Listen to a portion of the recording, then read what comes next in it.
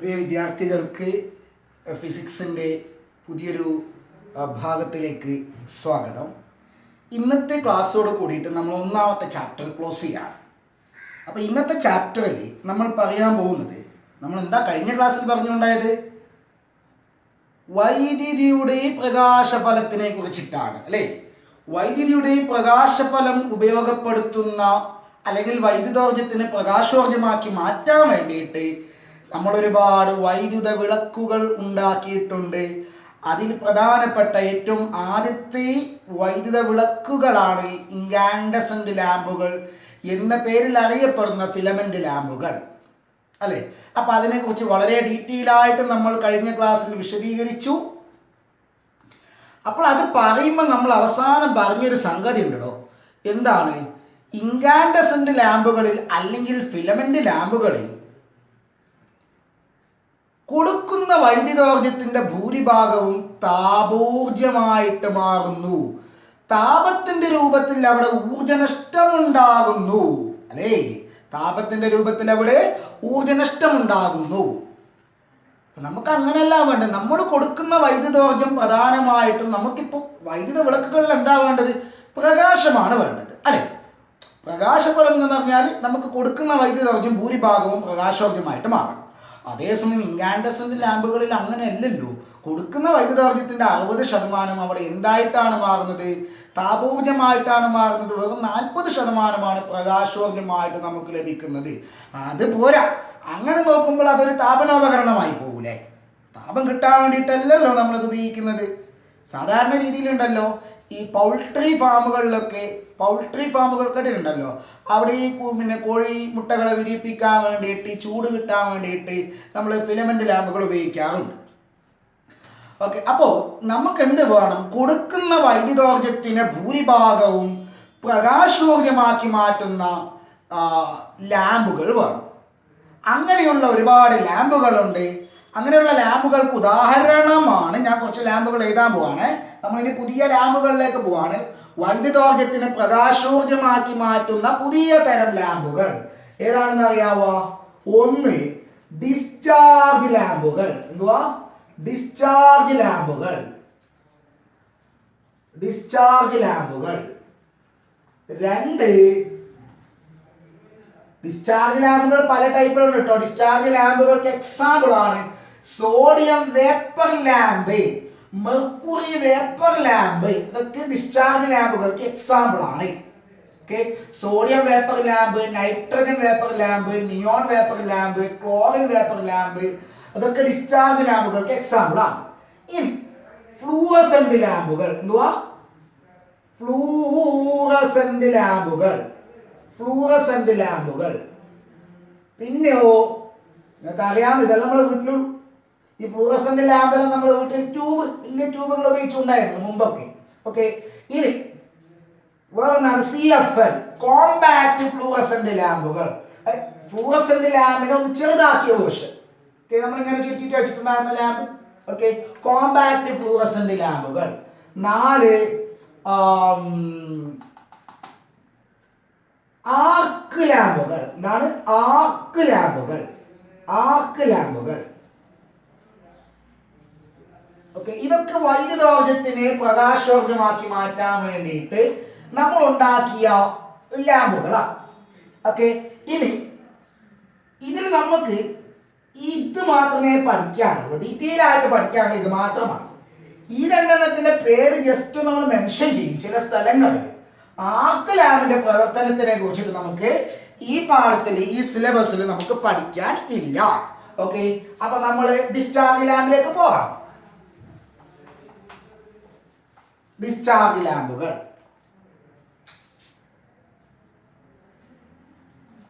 നമ്മുടെ അടുത്ത lamp discharge ലാമ്പുകൾ. ഈ ലാമ്പുകളുടെ പ്രത്യേകത എന്താണ്? ഡിസ്ചാർജ് ലാമ്പുകളുടെ പ്രത്യേകത പല വർണ്ണങ്ങളിലുള്ള പ്രകാശം തരാൻ കഴിവുള്ളവരാണ്.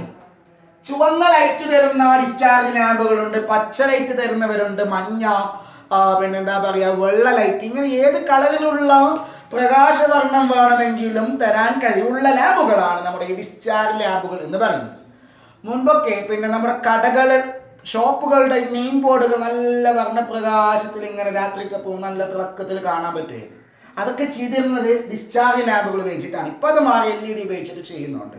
ഓക്കെ, നെക്സ്റ്റ് ഡിസ്ചാർജ് ലാമ്പുകൾ നമ്മൾ എന്താണ് പഠിക്കാൻ പോകുന്നത് അറിയാമോ? ഡിസ്ചാർജ് ലാമ്പിൽ ചെറിയ കുറച്ച് കാര്യങ്ങളേ ഉള്ളൂ.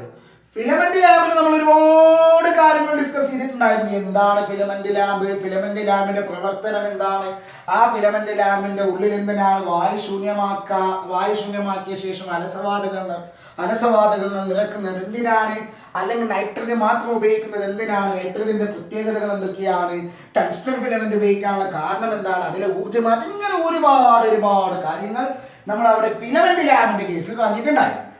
പക്ഷെ ഇവിടെ അങ്ങനെ ഒരുപാട് കാര്യങ്ങളൊന്നും പറയാനില്ല. ഡിസ്ചാർജ് ലാമ്പിൽ 2-3 കാര്യങ്ങൾ മാത്രം പറയാനുള്ളൂ. ഒന്ന്, എന്തൊക്കെയാണ് ഡിസ്ചാർജ് ലാമ്പിന്റെ ഭാഗങ്ങൾ എന്ന് നോക്കാം. ഓക്കെ, എന്നിട്ട് അതിന്റെ പ്രവർത്തനം പറയും. എങ്ങനെയാണ് ഇതിന്റെ ഉള്ളിൽ നിന്ന് നമുക്ക് പ്രകാശം കിട്ടുന്നത്, എങ്ങനെ നമ്മൾ പറയണ്ടേ? അപ്പൊ ആദ്യം അതിന്റെ ഭാഗങ്ങൾ പറയും. ഓക്കെ, ഈ ഡിസ്ചാർജ് ലാമ്പിന്റെ ഏറ്റവും പ്രധാനപ്പെട്ട ഭാഗമാണ്, കേൾക്കണേ, ഡിസ്ചാർജ് ലാമ്പിന്റെ ഏറ്റവും പ്രധാനപ്പെട്ട ഭാഗം, അതില് നീളമുള്ളൊരു ഗ്ലാസ് ട്യൂബ് ഉണ്ടാവും. ഓക്കെ, നീളമുള്ള ഗ്ലാസ് ട്യൂബ്, വലിയൊരു ഗ്ലാസ് ട്യൂബ് പിന്നെ ഈ ഗ്ലാസ് ട്യൂബിന്റെ ഉള്ളിൽ കുറഞ്ഞ മർദ്ദത്തിൽ, ഉയർന്ന പ്രഷറിലല്ല, കുറഞ്ഞ മർദ്ദത്തിൽ ഏതെങ്കിലും ഒരു വാതകം ഫില്ല് ചെയ്യും. കുറച്ച് മർദ്ദത്തിൽ ഏതെങ്കിലും ഒരു വാതകം എടുക്കുക. ഏത് വാതകമാണോ നമ്മൾ എടുക്കുന്നത് ആ വാതകത്തിനനുസരിച്ചിട്ട് ഇവിടെ നിന്നും വരുന്ന പ്രകാശത്തിന്റെ കളർ മാറും. ഓക്കെ അല്ലേ? നമ്മൾ എടുക്കുന്ന വാതകത്തിനനുസരിച്ചിട്ട് ഇതിന്റെ ഉള്ളിൽ നിന്നും വരുന്ന പ്രകാശത്തിന്റെ കളർ മാറും. അപ്പോ ഏതെങ്കിലും ഒരു വാതകം ഇതിന്റെ ഉള്ളിൽ എടുക്കാം. ഓക്കെ, നെക്സ്റ്റ്, അതിന്റെ 2 അറ്റങ്ങളിലായിട്ട് 2 ഇലക്ട്രോഡുകൾ വെച്ചിട്ടുണ്ടാവും. രണ്ട് അറ്റങ്ങളിൽ 2 ഇലക്ട്രോഡുകൾ ഉണ്ടാവും. ഇത്രയാണ് ഇതിന്റെ ഭാഗങ്ങൾ. ഒന്ന്, നീളമുള്ള ഒരു ഗ്ലാസ് ട്യൂബ്. 2, ഏതെങ്കിലും ഒരു വാതകം കുറഞ്ഞ മർദ്ദത്തിൽ എടുക്കുക. എന്തിനാണ് വാതകം, ഏത് കളറാണോ വേണ്ടത് അതിനനുസരിച്ചിട്ടാണ് അതിന് ആ കളറിന് വേണ്ട വാതകമാണ് നമ്മൾ എടുക്കേണ്ടത്. ഓക്കെ അല്ലേ? 2 ഇലക്ട്രോഡുകൾ 2 ഭാഗത്ത് വെച്ചിട്ടുണ്ട്.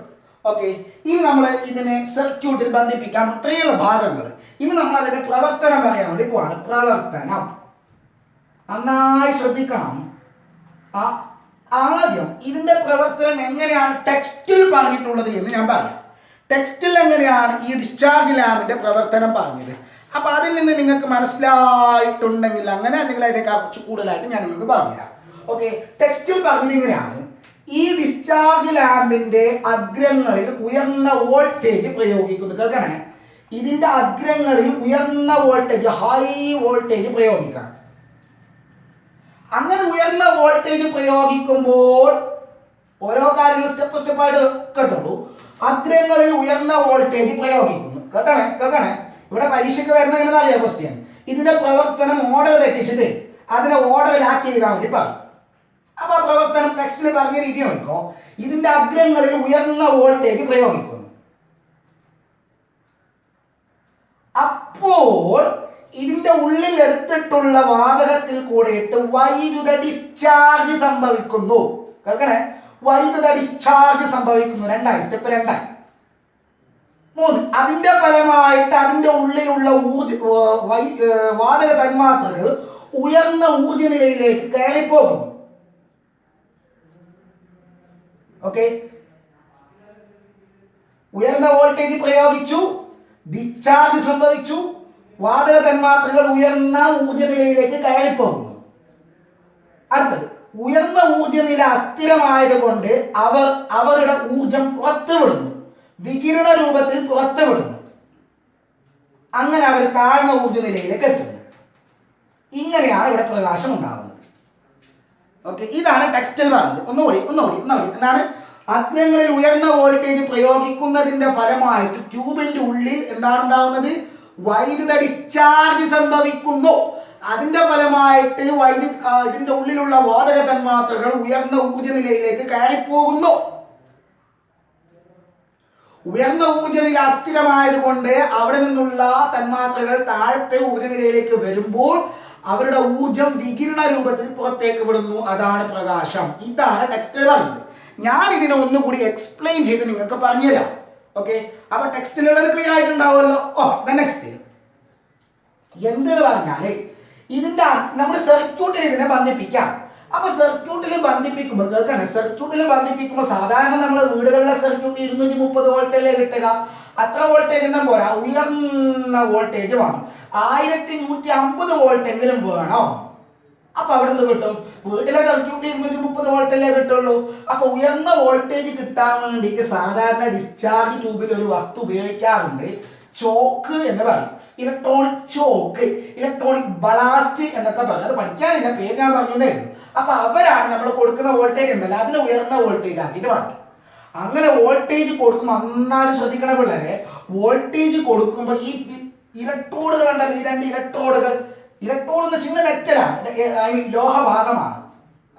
സാധാരണ മോളിബിഡിനം കൊണ്ടാണ് ഉണ്ടാക്കുന്നത്. ഓക്കെ, ഇനി അതൊന്നും പഠിക്കേണ്ട, 2 ലോഹങ്ങളാണ് അവിടെ വെച്ചിട്ടുള്ളത്. അപ്പൊ ഉയർന്ന വോൾട്ടേജ് പ്രയോഗിക്കുമ്പോൾ ഈ ഇലക്ട്രോഡുകൾ ചൂടാകും. ഇലക്ട്രോഡുകൾ ചൂടാകും. ചൂടാകുമ്പോൾ നോക്കോ, ഞാൻ ഇതിന്റെ ഉള്ളിലുള്ള ഭാഗം വേറെ തന്നെ കാണിക്കാണ്. ഇതാണ് 2 ഇലക്ട്രോഡുകൾ. ഈ ഇലക്ട്രോഡ് ചൂടാകും. ചൂടാകുന്നതിന്റെ ഫലമായിട്ട് ഇതിന്റെ ഉള്ളിൽ ഇഷ്ടംപോലെ ഇലക്ട്രോണുകൾ ഉണ്ട്. ആ ഇലക്ട്രോണുകൾ ചൂടാകുന്നതിന്റെ ഫലമായിട്ട് ഇലക്ട്രോണുകൾ പുറത്തേക്ക് വരുന്നു. ഇലക്ട്രോഡുകളിൽ നിന്ന് ഇലക്ട്രോണുകൾ പുറത്തേക്ക് ചാടുന്നു. കേൾക്കുന്നുണ്ടല്ലോ? അപ്പൊ ഇലക്ട്രോഡുകളിൽ നിന്ന് ഇലക്ട്രോണുകൾ പുറത്തേക്ക് ചാടും. പുറത്തേക്ക് ചാടിയിട്ട് പുറത്തേക്ക് നിൽക്കുന്നതല്ല, പിന്നെ നല്ല ചൂടായ ഇലക്ട്രോണുകളാണ്. അവരെന്താണെന്ന് അറിയാം, ഇവിടെ നിന്ന് ഇവിടെ ഒറ്റ പാച്ചലാണ്.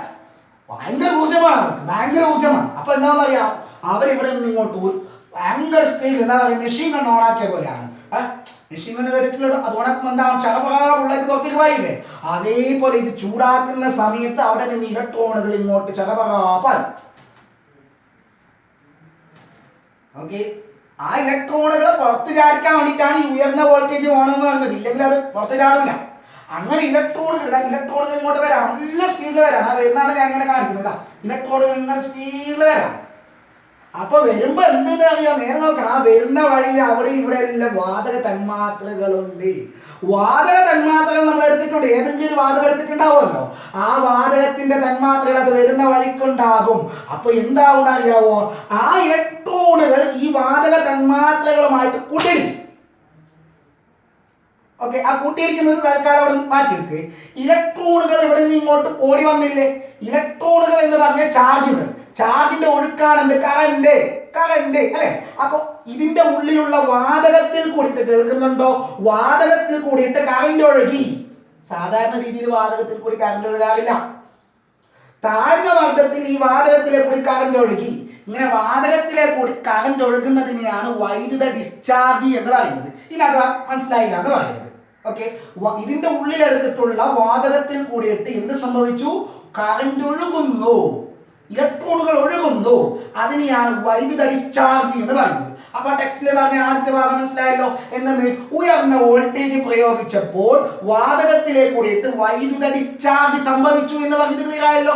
എന്താണത്, ഉയർന്ന വോൾട്ടേജ് പ്രയോഗിച്ചപ്പോൾ ഇലക്ട്രോഡുകൾ ചൂടായിട്ട് അവിടെ നിന്ന് ഇലക്ട്രോണുകൾ പുറത്തേക്ക് ചാടുന്നു. അത് അവിടെ നിന്ന് ഇങ്ങോട്ട് ഓടി വരുന്നു. അതായത് ഇലക്ട്രോണുകൾ ഒഴുകുന്നു, കറണ്ട് ഉണ്ടാകുന്നു. അതിനെയാണ് വൈദ്യുത ഡിസ്ചാർജ് എന്ന് പറയുന്നത്. ഇപ്പൊ വൈദ്യുത ഡിസ്ചാർജിന്റെ കാര്യം ക്ലിയർ അല്ല. ഇനി അപ്പൊ ഈ വൈദ്യുത ഡിസ്ചാർജ് ഉണ്ടാകുന്നതിന് മുമ്പ്, അതായത് നമ്മൾ സർക്യൂട്ട് ഓൺ ആക്കുന്നതിന് മുമ്പ് ഇതിന്റെ ഉള്ളിലുള്ള വാതകങ്ങളുടെ അവസ്ഥ എങ്ങനെയാണെന്ന് അറിയാമോ? നേരെ നോക്കണം. വാതക തന്മാത്രകൾ സാധാരണ ഒരു സ്ഥലത്ത് നിൽക്കൂല, നിങ്ങൾക്ക് അറിയാലോ. വാതകങ്ങൾ എങ്ങനെയാണ്, തോന്നിയ പോലെ ഇങ്ങനെ സഞ്ചരിക്കും, കിട്ടുന്ന സ്ഥലത്തെല്ലാം സഞ്ചരിക്കും. അപ്പൊ ഈ ഇതിന്റെ ഉള്ളിൽ ഇഷ്ടമാതിരി വാതക തന്മാത്രകളുണ്ട്. ആ വാതക തന്മാത്രകൾ ഇങ്ങനെ സഞ്ചരിക്കാണ്. ഓക്കെ, ഒരു സ്ഥലത്ത് നിന്ന് അങ്ങോട്ടും ഇങ്ങോട്ടും ഇങ്ങനെ സഞ്ചരിക്കണം. ഫോർ എക്സാമ്പിൾ, ഇതാണ് ട്യൂബ് എന്ന് വിചാരിക്കുക. ഞാനൊരു വാതക തന്മാത്രയാണെന്ന് വിചാരിക്കാം. അപ്പൊ ഞാൻ ഇവിടുന്ന് അങ്ങോട്ട് മൂവ് ചെയ്യുമ്പോൾ ഇതാണ് ട്യൂബിന്റെ ചുമൽ. ആ ട്യൂബിൽ പറ്റി ഞാൻ ഇടിച്ച് ഇങ്ങനെ ഞാൻ ഇവിടുന്ന് അങ്ങോട്ട് പോകും. അപ്പൊ അവിടെ വന്നിട്ട് അവിടെ നിന്ന് ഇങ്ങോട്ട് വന്നിട്ട് അങ്ങനെ അങ്ങോട്ടും ഇങ്ങോട്ടും ഇങ്ങനെ വാതക തന്മാത്രകൾ പരസ്പരം കൂട്ടിമുട്ടിയിട്ടും ഈ ട്യൂബുമായിട്ട് കൂട്ടിമുട്ടിയിട്ട് അങ്ങോട്ടും ഇങ്ങോട്ടും സഞ്ചരിക്കുക. എങ്ങനെയാ സഞ്ചരിക്കുന്ന അറിയാം, മെല്ലെ ഇങ്ങനെ അലസന്മാരായിട്ട് എങ്ങനെയാ പോകുന്നുള്ളത്. അതായത് അവരുടെ ഊർജം കുറവാണ്, ഇപ്പോൾ അവരുടെ ഊർജം കുറവാണ്. അപ്പോഴാണ് നമ്മൾ ഡിസ്ചാർജ് ആരംഭിച്ചത്. അപ്പോൾ എന്ത് സംഭവിക്കുന്ന അറിയാവോ?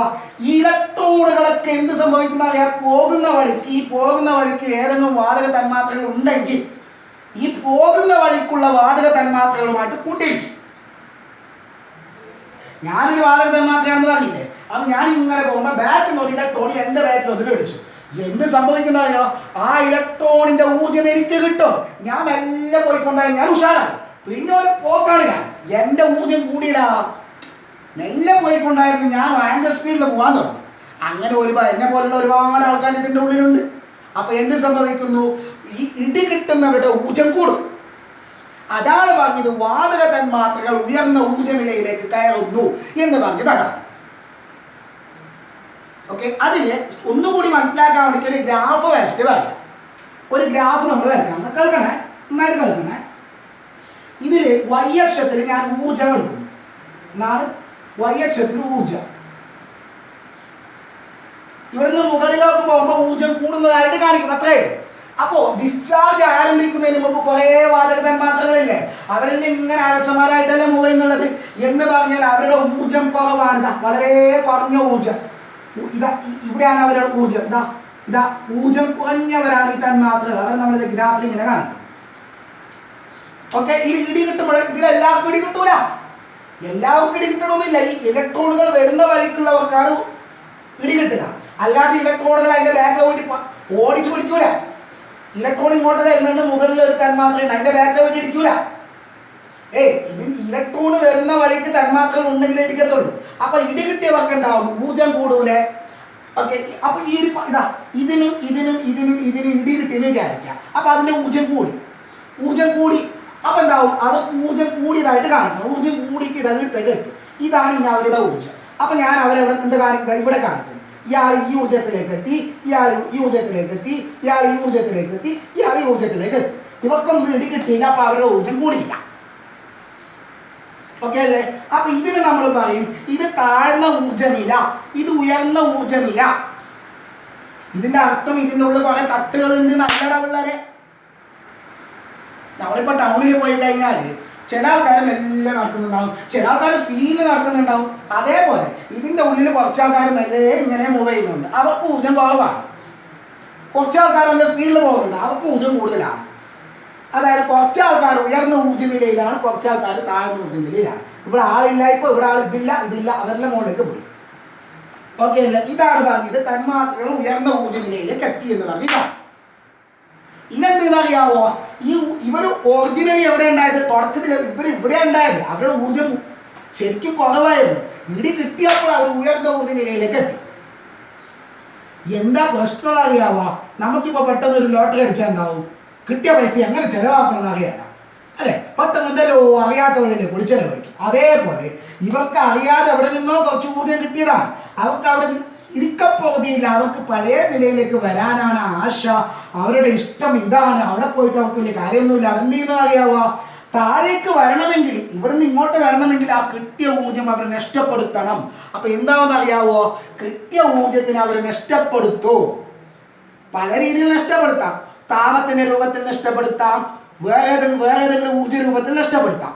ഇവരെന്താക്കുന്ന അറിയാവോ? ആ കിട്ടിയ ഊർജത്തിന് പ്രകാശ തരംഗങ്ങളായിട്ട്, പ്രകാശ ഊർജമാണല്ലോ, വികിരണത്തിന്റെ രൂപത്തിൽ, വികിരണം മീൻസ് തരംഗങ്ങൾ, പ്രകാശ തരംഗങ്ങളായിട്ട് പുറത്തേക്ക് വിടും. ഇത് നേരെ നോക്കണതാ, ഇയാൾ താഴോട്ട് വരികയാണ്. അങ്ങനെ താഴോട്ട് വരുമ്പോൾ അയാൾക്ക് കിട്ടിയ ഊർജത്തിന് അയാളൊരു പ്രകാശ തരംഗമായിട്ട് പുറത്തേക്ക് വിടും, വികിരണമായിട്ട് പുറത്തേക്ക് വിടും. ഇയാളും പുറത്തേക്ക് വിടും ഒന്നിനെ. ഇയാളും താഴേക്ക് വരുമ്പോൾ ഒന്നിനെ പുറത്തേക്ക് വിടും. ഇതിന് താഴോട്ട് വരുമ്പോൾ ഒന്നിനെ പുറത്തേക്ക് വിടും. ഇങ്ങനെ കുറേ ആൾക്കാർ ചേരുമുണ്ടായി, പുറത്തേക്ക് നല്ല പ്രകാശം വന്നു. ഇതാണ് സംഭവിച്ചത്. മനസ്സിലായോ? അപ്പൊ ഒന്നുകൂടി, ഉയർന്ന വോൾട്ടേജ് പ്രയോഗിക്കുന്നു, അപ്പോൾ വൈദ്യുത ഡിസ്ചാർജ് സംഭവിച്ചു. ആ ഓർഡർ തന്നെ മനസ്സിലാക്കുക. ആദ്യം ഉയർന്ന വോൾട്ടേജ് പ്രയോഗിക്കുന്നു, ഡിസ്ചാർജ് സംഭവിക്കുന്നു. ഡിസ്ചാർജ് സംഭവിക്കുമ്പോൾ ഇടി കിട്ടിയതിന്റെ ഫലമായിട്ട് ഉയർന്ന ഊർജ്ജ നിലയിലേക്ക് വരുന്നു. ഓക്കെ, ഇനി താഴോട്ട് വരുന്നത് ലാസ്റ്റാ പറയുന്നത്. താഴോട്ട് വരുന്നതിന് മുമ്പ് എന്ത് സംഭവിക്കുന്നു? വികിരണോർജ്ജം പുറപ്പെടുവിക്കുന്നു, എന്നിട്ട് താഴോട്ട് വരുന്നു. ഓക്കെ, താഴോട്ട് വന്നിട്ടായിട്ട് ഊർജ്ജം എന്താ പറയാ, ഊർജ്ജം പുറത്തുവിട്ടതല്ല. ഊർജ്ജം പുറത്ത് വിട്ടിട്ടാണ് ഇത് താഴോട്ട് വരുന്നത്. ക്ലിയർ ആയോ? ഇങ്ങനെയാണ് പൊന്നുമക്കളെ നമ്മുടെ ഡിസ്ചാർജ് ലാമ്പുകളിൽ എന്തുണ്ടാകുന്നത്? പ്രകാശം ഉണ്ടാകുന്നത്. ഓക്കേ. അടുത്തത് അപ്പൊ നമ്മള് എന്തല്ല ഇവിടെ എങ്ങനെയാ പ്രകാശം ഉണ്ടായത്? എങ്ങനെയല്ല? ഈ ഫിലമെന്റ് ഇലക്ട്രോഡ് ചൂടായിട്ട് ജ്വലിച്ചിട്ടല്ല. നമ്മുടെ ഫിലമെന്റ് ലാമ്പിൽ എങ്ങനെയാണ്? ഇലക്ട്രോഡ് നല്ലോണം ചൂടാകുന്നു, അങ്ങനെ അത് ജ്വലിച്ചിട്ടാണ് അവിടെ എന്തുണ്ടായത്? പ്രകാശം ഉണ്ടായത്. ചൂടായി ജ്വലിച്ചിട്ട്. ഇതങ്ങനെയല്ല. ഇവിടെ ചൂടായതിന്റെ ഫലമായിട്ട് ഇലക്ട്രോണുകൾ പുറത്തേക്ക് ചാടും. ഓക്കെ. നെക്സ്റ്റ്. അപ്പോ നമ്മൾ ഫിലമെന്റ് ലാമ്പിലും വാതകം ഉപയോഗിക്കുന്നുണ്ട്, നമ്മുടെ ഡിസ്ചാർജ് ലാമ്പിലും വാതകം ഉപയോഗിക്കുന്നുണ്ട്. രണ്ടിനും വാതകം ഉപയോഗിക്കുന്ന ഒരേ കാര്യത്തിന് വേണ്ടിയിട്ടാണോ? അല്ല. അവിടെ വാതകം ഉള്ളിൽ നിറക്കുന്ന എന്തിനാണ്? ബാഷ്പീകരണം കുറക്കാൻ വേണ്ടിയിട്ടാണ്. അതേസമയം ഇവിടെ വാതകം നിറക്കുന്ന എന്തിനാണ്? നിറങ്ങളിലുള്ള വ്യത്യസ്ത നിറങ്ങളിലുള്ള വർണ്ണപ്രകാശങ്ങൾ ലഭിക്കാൻ വേണ്ടിയിട്ടാണ്. ഓക്കെ. അല്ലാതെ ഇതിന്റെ ഉള്ളിലുള്ള ഇലക്ട്രോഡിന്റെ ബാഷ്പീകരണം തടയാനും ഇതിനു വേണ്ടിയിട്ടൊന്നുമല്ല. അപ്പൊ രണ്ടിലും വാതകം ഉപയോഗിക്കുന്നത് രണ്ട് കാര്യങ്ങൾക്ക് വേണ്ടിയിട്ടാണ് എന്നുള്ള കാര്യം പൊന്നുമക്കളെ മനസ്സിലിട്ട് ഓർപ്പിച്ചോളി. ഓക്കെ. ഇനി ഈ ഭാഗത്തുണ്ടല്ലോടാ കുഞ്ഞോളെ, നമ്മളൊരു രണ്ട് പ്രധാനപ്പെട്ട ക്വസ്റ്റ്യൻ ഡിസ്കസ് ചെയ്യാൻ വേണ്ടി പോവാണ്. ഈ ഭാഗത്ത് നമുക്ക് പ്രധാനപ്പെട്ട രണ്ട് ക്വസ്റ്റ്യൻസ് പറയാം. പറയട്ടെ. ഒന്നാമത്തെ ക്വസ്റ്റ്യൻ, നമ്മൾ രണ്ട് ലാമ്പുകൾ പഠിച്ചു. ഡിസ്ചാർജ് ലാമ്പുകളും പഠിച്ചു, ഫിലമെന്റ് ലാമ്പുകളും പഠിച്ചു. ആരാണ് നല്ല ലാമ്പ്? ഉറപ്പായിട്ടും പറയാം ഡിസ്ചാർജ് ലാമ്പുകളാണ്. അപ്പൊ എന്തുകൊണ്ട് അങ്ങനെ പറയണമെങ്കിൽ ഡിസ്ചാർജ് ലാമ്പുകൾക്ക് ഫിലമെന്റ് ലാമ്പുകളെ അപേക്ഷിച്ചിട്ട് എന്തൊക്കെയോ മേന്മകൾ ഉണ്ടാകണ്ടേ? പരീക്ഷയ്ക്ക് ചോദിക്കുന്ന പ്രധാനപ്പെട്ട ക്വസ്റ്റ്യൻ ആണ്. ഫിലമെന്റ് ലാമ്പുകളെ അപേക്ഷിച്ചിട്ട് ഡിസ്ചാർജ് ലാമ്പുകൾക്കുള്ള മേന്മകൾ എന്തൊക്കെയാണ്? മേന്മകൾ എന്തൊക്കെയാണ്? ഒന്നാമത്തത്, ഫിലമെന്റ് ലാമ്പുകളെ അപേക്ഷിച്ച് ഡിസ്ചാർജ് ലാമ്പുകൾക്കുള്ള ഒന്നാമത്തെ മേന്മ ഊർജനഷ്ടം കുറവാണ്. എന്നാണ് ഊർജനഷ്ടം കുറവാണ്. ഊർജനഷ്ടം കുറവ്.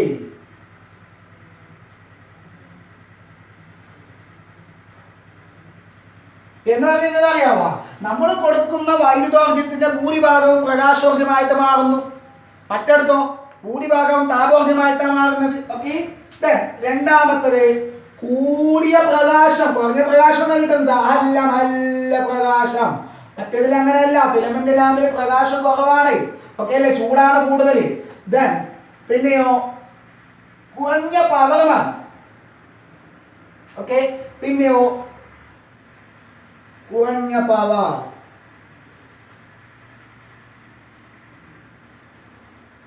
പിന്നെന്താ അറിയാവോടാ? നിഴൽ മൂലമുള്ള പ്രശ്നങ്ങൾ ഉണ്ടാവില്ല, അസൗകര്യങ്ങൾ കുറവായി. മറ്റേത് നിഴലുണ്ട്. ഓക്കെ. ഇവിടെ നിഴലില്ല എന്നല്ല, കട്ടിയുള്ള നിഴലൊന്നും ഉണ്ടാവില്ല. നിഴൽ മൂലമുള്ള അസൗകര്യങ്ങൾ കുറവാണ്. അസൗകര്യം കുറവാണ്. വളരെ പ്രധാനപ്പെട്ടത്, ഇതിന് ആയുസ് കൂടുതലാണ്. ഫിലമെന്റ് ലാമ്പിനേക്കാൾ 5 ഇരട്ടി ആയുസ് കിട്ടുന്ന പറയുന്നത്. ഓക്കെ. ആയുസ് കൂടുതൽ.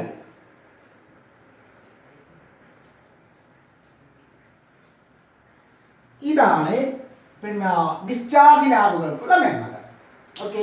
ഇനി അടുത്തത് ഞാൻ പറഞ്ഞു, രണ്ട് ചോദ്യങ്ങളാണ് അവിടെ ചോദിക്കുന്നത്. ഒന്നാമത്തെ ചോദ്യം ഇതാണ്: ഇൻകാൻഡസെന്റ് ലാമ്പുകൾക്ക് പകരം ഡിസ്ചാർജ് ലാമ്പുകൾ ഉപയോഗിക്കുന്നത് കൊണ്ടുള്ള മേന്മകൾ എന്തൊക്കെയാണ്? അതാണ് ഞാനിപ്പോൾ പറഞ്ഞത്. ഇനി അടുത്തത്, ഇപ്പൊ നമ്മൾ ഫിലമെന്റ് ലാമ്പും പറഞ്ഞു, ഡിസ്ചാർജ് ലാമ്പും പറഞ്ഞു. ഡിസ്ചാർജ് ലാമ്പിൽ തന്നെ കുറെ ടൈപ്പിലുണ്ടെന്ന് പറഞ്ഞല്ലോ. പിന്നെ വേറെയും ലാമ്പുകളെ പേര് ഞാൻ പറഞ്ഞിട്ടില്ലേ? ഫ്ലൂറസെന്റ് ലാമ്പ്, LED, ഇങ്ങനെ കുറെ ലാമ്പുകൾ പഠിച്ചു. ഇപ്പൊ നമ്മളൊരു ലാമ്പ് സെലക്ട് ചെയ്യുമ്പോൾ നമ്മൾ എന്തെല്ലാം ശ്രദ്ധിക്കണം? അതാ പരീക്ഷയ്ക്ക് ചെയ്യും. ഒന്ന്, കുറഞ്ഞ പവറിൽ പ്രവർത്തിക്കണം. ചെറിയ പവറിൽ പ്രവർത്തിക്കണം. എന്താ വൈദ്യുത പവർ നിങ്ങൾക്ക് പറയൂലേ? ഓരോ സെക്കൻഡിലും ഉപയോഗിക്കുന്ന വൈദ്യുതോർജ്ജത്തിന്റെ അളവാണത്. അപ്പൊ ഓരോ സെക്കൻഡിലും ഉപയോഗിക്കുന്ന വൈദ്യുതോർജ്ജത്തിന്റെ അളവ് കുറവായിരിക്കണം. എങ്കിലല്ലേ മാസാവസാനം നമുക്ക് ബില്ല് വരുമ്പോൾ കുറയത്തുള്ളൂ. കുറഞ്ഞ പവറിൽ പ്രവർത്തിക്കണം എന്ന് പറഞ്ഞാൽ അതാണ്. ഒന്നാമത്തേതെന്ന് നമ്മൾ ഒരു ലാമ്പ് സെലക്ട് ചെയ്യുമ്പോൾ ശ്രദ്ധിക്കേണ്ട ഒന്നാമത്തെ കാര്യം കുറഞ്ഞ പവറിൽ പ്രവർത്തിക്കണം. 2 കൂടിയ പ്രകാശം ലഭിക്കണം. 3 ആയുസ് കൂടുതലായിരിക്കണം. 4 വളരെ വളരെ വളരെ ഇമ്പോർട്ടന്റ്, പാരിസ്ഥിതിക പ്രശ്നങ്ങൾ ഉണ്ടാക്കരുത്. എന്താണ്? പാരിസ്ഥിതിക പ്രശ്നങ്ങൾ ഉണ്ടാക്കരുത്. അങ്ങനെ നോക്കുമ്പോൾ നമ്മൾ ഈ ഇതുവരെ പറഞ്ഞ ലാമ്പുകളെല്ലാം ഔട്ടാവും. മുമ്പുള്ളതെല്ലാം എന്തേ ഉയർന്ന കൂടിയ പ്രകാശം കിട്ടുന്നുണ്ട്, ഡിസ്ചാർജ് ലാമ്പിൽ കിട്ടുന്നുണ്ട്, പിന്നെ ഫ്ലൂറസെന്റ് ലാമ്പിൽ കിട്ടുന്നുണ്ട്, CFL കിട്ടുന്നുണ്ട്. കുറഞ്ഞ പവർ മതി, നല്ല പ്രകാശം കിട്ടും, ആയുസ്സും കൂടുതലാണ്. പക്ഷെ ഈ പറയപ്പെട്ട ലാമ്പുകളിൽ പ്രധാനമായിട്ടും ഫ്ലൂറസെന്റ് ലാമ്പിലും CFLലും കേടായി കഴിഞ്ഞാൽ നമ്മൾ അതിനെ ഷോക്കേസിൽ എടുത്തു വെക്കൂലല്ലോ. പിന്നെ ഇവിടെ എന്ത് ചെയ്യും? പുറത്തേക്ക് കളയുമ്പോൾ അതിൻ്റെ ആ ചില്ല് കൂടും, പൊട്ടിയിട്ട് അതിൻ്റെ ഉള്ളിൽ നിന്നും വരുന്നത് മാരകമായ രാസവസ്തുക്കളാണ്. ഫ്ലൂറസെന്റ് പദാർത്ഥങ്ങൾ മാരകമാണ്. അതേപോലെ മെർക്കുറി, ഫ്ലൂറസെന്റ് ലാമ്പിൻ്റെ ഉള്ളിലും CFLന്റെ ഉള്ളിലും മെർക്കുറി ഉണ്ട്. മെർക്കുറി വളരെ ഡേഞ്ചർ ആയിട്ടുള്ള സാധനമാണ്. എന്ന് പറഞ്ഞാൽ ബാക്കിയെല്ലാം ഓക്കെ ആണെങ്കിലും ഈ പറയപ്പെട്ട ലാമ്പുകൾ പരിസ്ഥിതിക്ക് പ്രശ്നമുണ്ടാക്കുന്നവരാണ്. ഓക്കെ, അപ്പൊ എന്താണ് ആ ക്വസ്റ്റ്യൻ? എന്താണ്? ഒരു ലാമ്പ് സെലക്ട് ചെയ്യുമ്പോൾ നമ്മൾ ശ്രദ്ധിക്കേണ്ട കാര്യങ്ങൾ എന്തൊക്കെയാണ് എന്നുള്ളതാണ്. ഓക്കെ അല്ലേ? ഒന്നെന്താണ്? കൂടിയ പ്രകാശം ലഭിക്കണം, കുറഞ്ഞ പവറിൽ പ്രവർത്തിക്കണം, ഉയർന്ന ഈട് നിൽക്കണം, പിന്നെന്താണ്? പാരിസ്ഥിതിക പ്രശ്നങ്ങൾ ഉണ്ടാക്കരുത്. ഓക്കെ, അങ്ങനെ നോക്കുമ്പോൾ ആ ലാമ്പെല്ലാം ഔട്ടായില്ലേ എന്ന് പറഞ്ഞിട്ട് ലാമ്പ് ഉപയോഗിക്കാതിരിക്കാൻ പറ്റുമോ? അപ്പോഴാണ് നമുക്ക് കിട്ടിയ പുതിയ ലാമ്പ് നമ്മൾ ഉണ്ടാക്കിയിടോ ആ പ്രശ്നങ്ങളും ഒഴിവാക്കുന്ന രീതിയിൽ പുതിയൊരു ലാമ്പ് നമ്മൾ ഉണ്ടാക്കി. അതാണ് LED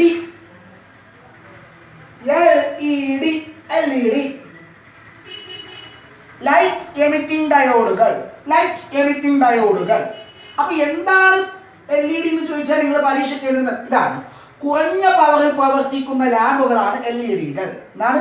വളരെ കുറഞ്ഞ പവർ, 0.1 വോൾട്ട് മുതലൊക്കെ കിട്ടണോ? 0.1 വാട്ട് മുതലൊക്കെ കിട്ടും. ഇതൊക്കെ വളരെ ചെറിയ പവറില്ലേ? അത്രയും കറണ്ട് ഉപയോഗിക്കുള്ളൂ, ചെറിയ കറണ്ട് ഉപയോഗിക്കത്തുള്ളൂ.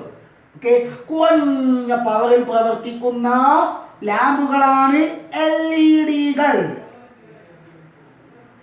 ഓക്കെ, ആക്ച്വലി എന്താണ് LED എന്ന് പറഞ്ഞാൽ ഇലക്ട്രോണിക്സിൽ ഉപയോഗിക്കുന്ന ഒരു പ്രത്യേക തരം ഘടകങ്ങളാണ് ഡയോഡുകൾ. ഇലക്ട്രോണിക്സിൽ ഉപയോഗിക്കുന്ന, പിന്നീട് ഇലക്ട്രോണിക്സ് പഠിക്കും. ഇലക്ട്രോണിക്സിൽ ഉപയോഗിക്കുന്ന ഒരു ഘടകങ്ങളാണ് ഈ റെസിസ്റ്റർ പോലെ, കപ്പാസിറ്റർ പോലെ ഒക്കെ ഉപയോഗിക്കുന്ന പ്രത്യേക തരം ഘടകങ്ങളാണ് ഡയോഡുകൾ. ചില ഡയോഡുകളിലേക്ക് കൂടി കറന്റ് പോകുമ്പോൾ അതിൽ നിന്ന് പ്രകാശം പുറത്തേക്ക് വരും. അതാണ് ലൈറ്റ് എമിറ്റിംഗ് ഡയോഡുകൾ, പ്രകാശം പുറത്തേക്ക് വിടുന്ന ഡയോഡുകൾ. അപ്പൊ പരീക്ഷയ്ക്ക് ഇങ്ങനെയല്ല, പ്രകാശം പുറത്തുവിടുന്ന ഡയോഡുകളാണ് LEDകൾ. അതിനർത്ഥം ലൈറ്റ് എമിറ്റിംഗ്, പ്രകാശം ഉത്സർജിക്കുന്ന ഡയോഡുകൾ. ഡയോഡുകൾ എന്ന് വെച്ചാൽ ഒരു പ്രത്യേക തരം ഇലക്ട്രോണിക് ഘടകമാണ്. ആ ചില ഡയോഡുകളുടെ പ്രത്യേകത എന്താണ്? അതിലെ കൂടി കറണ്ട് പാസ് ചെയ്യുമ്പോൾ അതിൽ നിന്ന് പ്രകാശം പുറത്തേക്ക് വരും. വേറൊരു കൂട്ടർ ഉണ്ട്, എന്നറിയാമോ? വേറൊരു കൂട്ടം ഡയോഡുകളുണ്ട്, അതിലേക്ക് പ്രകാശം വന്ന് വീഴുമ്പോൾ കറണ്ട് കിട്ടും. അതാണ് നമ്മൾ സോളാർ സെല്ലിൽ ഉപയോഗിക്കുന്നത്. Solar cell. ഓക്കെ, അപ്പോൾ സോളാർ പാനലിൽ ഉപയോഗിക്കുന്നത് അതാണ്. Okay, next. അപ്പോൾ LED എന്താണ്? 2 രീതിയിൽ എഴുതാം. കുറഞ്ഞ പവറിൽ പ്രവർത്തിക്കുന്ന ലാമ്പുകളാണ് LEDകൾ, പ്രകാശം ഉത്സർജിക്കുന്ന ഡയോഡുകളാണ് LEDകൾ. അതിന്റെ പ്രവർത്തനം നമുക്ക് ഈ പാഠത്തിൽ പഠിക്കാൻ ഇല്ല. പക്ഷെ പരീക്ഷയ്ക്ക് ചോദിക്കുന്ന ഒരു പ്രധാനപ്പെട്ട ക്വസ്റ്റ്യൻ ഉണ്ട്: LEDയുടെ മേന്മകൾ ഏവാ?